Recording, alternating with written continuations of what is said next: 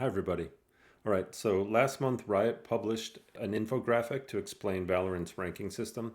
So I thought this would be a good example to explain Hidden MMR more generally, because for better or worse, most multiplayer games use Hidden MMR for their ranked systems, and it's something players always have questions about. So first, as a quick definition, when I call Valorant's ranking system a Hidden MMR system, what I mean is that the visible rank that you see as a player is not the same as your matchmaking rating or your MMR.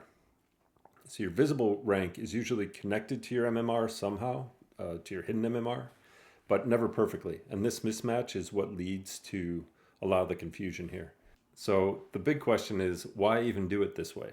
Why go to the trouble of tracking two numbers instead of just showing players their real skill rating? If you bear with me for a few minutes, we'll answer that. Let's look at Valorant's system here. Riot calls the visible rating RR for ranked rating, and then these first three factors here are pretty much what everyone would expect from a ranking system, whether it's a perfectly player-facing or a hidden MMR system. So first, what was the team outcome, like win or lose?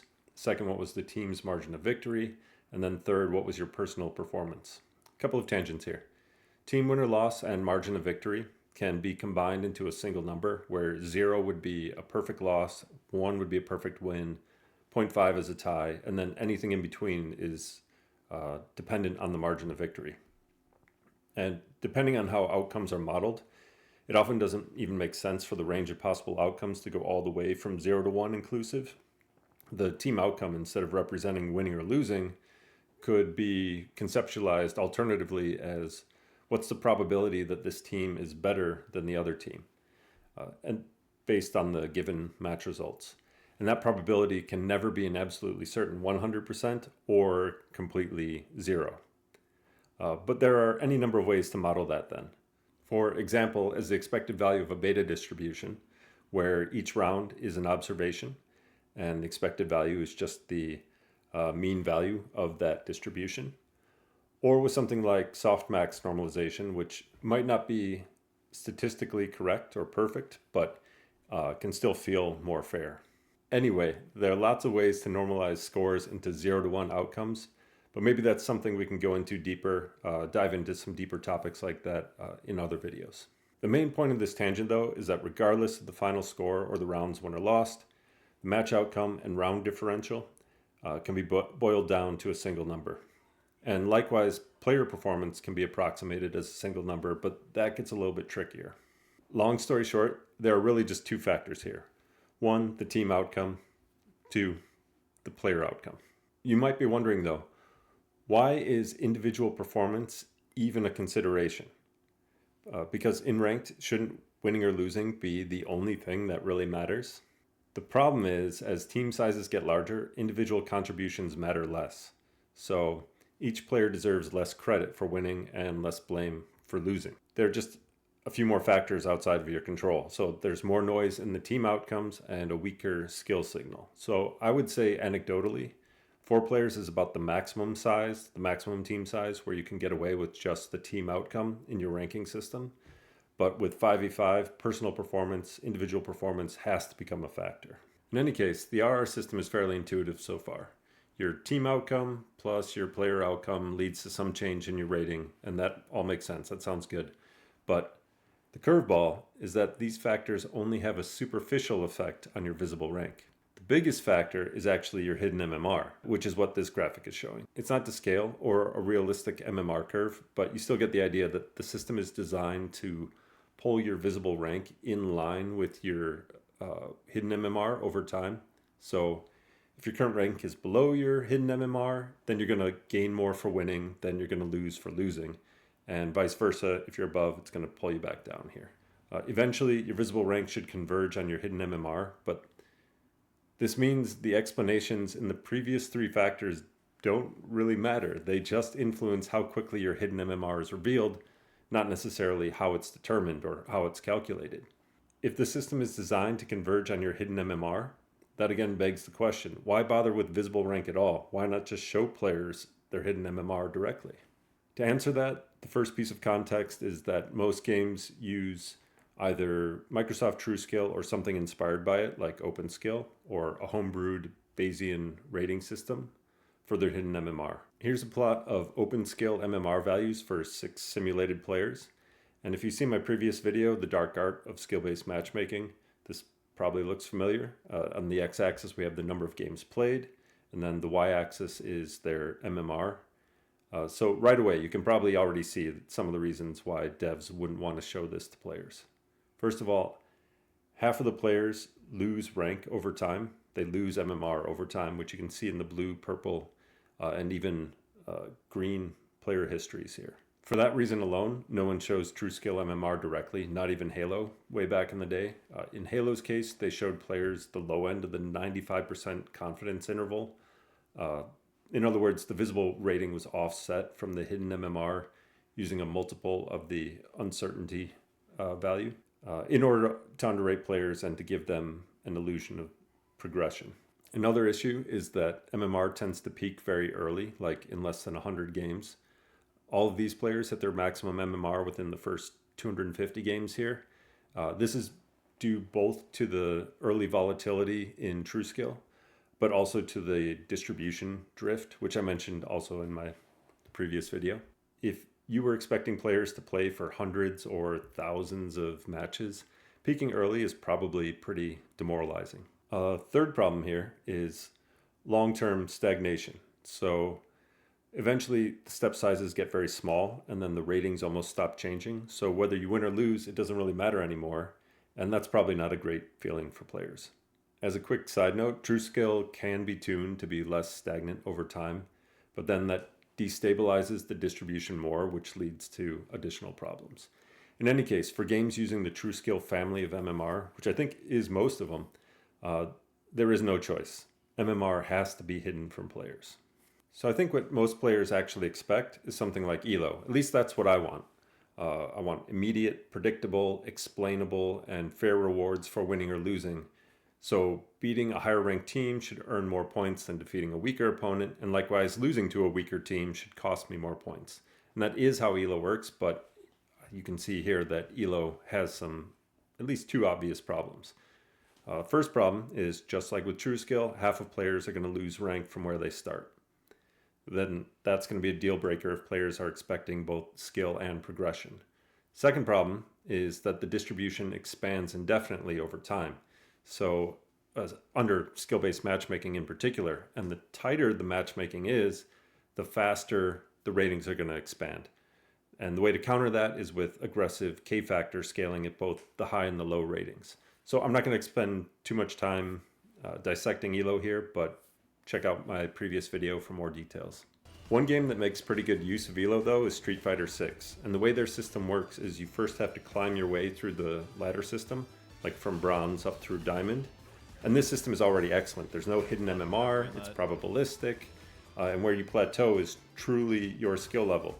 But the players who make it to diamond, or make it above diamond, go into master rank, and I think it's like the top 10%. So in master rank, you switch over to basically a pure ELO system, which has all of the expected properties of ELO, but it still works.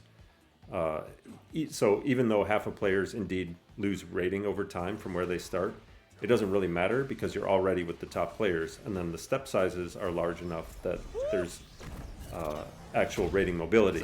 The ratings also expand over time, like the distribution expands, but this isn't a problem because they reset the ratings each season. So I'll say that the crouching medium kick meta in Street Fighter 6 drives me nuts, but Capcom's rating system is top tier. But it's also relatively easy to design a ladder system when you don't need to worry about teams or parties, and matchmaking can have tight restrictions, so you're always matching with somebody like relatively close to you in rank. In multiplayer though, pure player-facing visible MMR is basically unheard of, but more games have started to figure it out. One of those games is the finals. Embark is known for their innovation and commitment to perfection, so of course their ranking system defies the status quo. We started working with Embark a few months after launch and helped them switch rank play from a hidden MMR to a real player-facing system back in Season 4. And let me just say too that ranking systems are extra tricky when every match is an 8-team bracket, The bracket format definitely requires a certain level of designer conviction, but it works for the finals. Another FPS with real player facing MMR, and this one might surprise some people, is Splitgate Arena Reloaded, which just soft launched last month. 1047 has had its share of controversy. The game has gone through 2 previous iterations, but Arena Reloaded gets a lot of things right, including ranked play with a real player-facing Visible MMR system. Where most ranking systems get hung up, though, is when they try to unify skill and progression into a single, meaningful, probabilistic number. The issue is that MMR systems like TrueSkill are only designed to measure skill, and as we saw earlier, the numbers aren't something you'd want to show to players. So combining skill and progression into a single number seems like an impossible problem without hidden MMR, but it's actually not. To explain how it's possible, I'll spill some of the secret sauce for how we handle MMR at Invocation. Most MMR systems like ELO, TrueSkill, Glicko have no absolute reference points. The calculations are just based on the difference in ratings between players. None of these numbers mean anything by themselves, they only matter in comparison to another player. So conversely, IVK skill isn't arbitrary. There's absolute meaning to the ratings themselves, and the scale matters. So if someone's MMR is 0, that means they're basically AFK. They literally have no skill. Or if MMR goes negative, then that's a toxic team-killing player. This is a critical distinction because it affects how team skill is calculated. But more importantly, it means new players can start at any MMR and they will still end up where they belong. In a traditional ELO system, if you start new players at 800 instead of 1,000, the average MMR will simply change to 800 instead of 1,000. But if we start IVK skill at 800 instead of 1,000, the long-term average won't change. What this means is we can deliberately underrate new players some amount from where we think they'll end up, because we'd rather guess too low than guess too high. But we're not artificially pulling them up to where we've already determined they should be, or pulling them back down when we think they've climbed too high based on some hidden MMR. There's none of that manipulation. It's entirely up to the skill of the player how high they climb. I can show you some real player data to demonstrate this. So placement here is super imprecise. MMR starts out all over the place, super noisy data, but it gives us a rough idea of each player's current skill. So what we want to do is start them off at the low end of our best guess of their current skill, and then they'll usually climb, but not always because nothing is predetermined. You earn or lose MMR every match based only on what happens in that match. Again, there's no hidden MMR, no artificial rank convergence, and eventually everyone reaches a plateau. So it might be after 50 games, might be after 100 games. We can kind of tune that rate a bit, but they reach a plateau where they're winning and losing in line with the expectations of their MMR, like where they're currently at. So it works the way you'd expect ELO to work, even though the math behind it is very different from ELO. One justification for hidden MMR, though, that I see fairly often is that hidden MMR leads to more balanced matches. The argument goes that we should determine skill as fast as possible so that we can make tight 50-50 matches as often as possible, and that will be the best possible experience for players. There are a couple of flaws with this rationalization, though. The first flawed assumption is that matches should always be fair. They should usually be fair, but in order for rank to have meaning, players need to experience some unfairness. Like, if you're a gold level player in a match with bronze players, you should outperform them. You should be able to tell that you're better than most bronze players. Likewise, bronze players should be able to recognize that they're not on the same level as gold players yet. If we match on hidden MMR, though, if we only match the real gold player with other gold players secretly disguised as bronze players, then that sense of what rank actually means gets lost. The second flawed assumption is that hidden MMR even leads to significantly more balanced matches. The reason devs assume that this is true is because they've never actually tested the counterfactual, because most games don't have a visible MMR system to test against. If they ran this experiment, though, they'd see that regardless of whether it's TrueSkill or old, slow, vanilla ELO, all MMR systems sort players by skill fairly efficiently. It may take more time for ELO's population distribution to stabilize, but all MMR algorithms sort players fairly quickly, and that sorting is all a good matchmaker really needs. We don't want high-skill players lingering in the low ranks, but that's where placement matches and win streak bonuses come in. So, to summarize, the main reason games use Hidden MMR for ranked is because it's the best available option given the MMR systems that most designers have to work with. It's actually the only available option given the properties of TrueSkill in particular. And that's not to trash anyone, it's just to explain why Hidden MMR is a thing. My personal feeling, though, is that Hidden MMR kind of sucks. It's objectively a hack. And that feeling is largely what motivated the development of IVK skill, so that to have better skill rating tech so MMR wouldn't have to be hidden from players. I'm going to wrap the video here though, but one thing I'll save for another time is how an opt-in hybrid casual rank design could work for some games instead of needing to fragment the matchmaking queues. But anyway, if you have questions or some other reasons for why games should use Hidden MMR, bring them up in the comments and let's continue the discussion. And as usual, I look forward to your questions, comments, and hate mail.